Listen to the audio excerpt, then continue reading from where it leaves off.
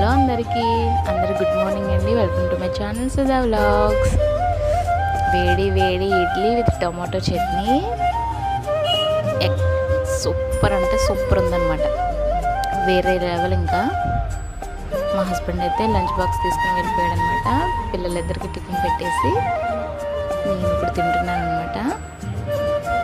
ఎంత బాగుందో టమాటా చట్నీకి ఇడ్లీకి కాంబినేషన్ సూపర్ ఉందన్నమాట.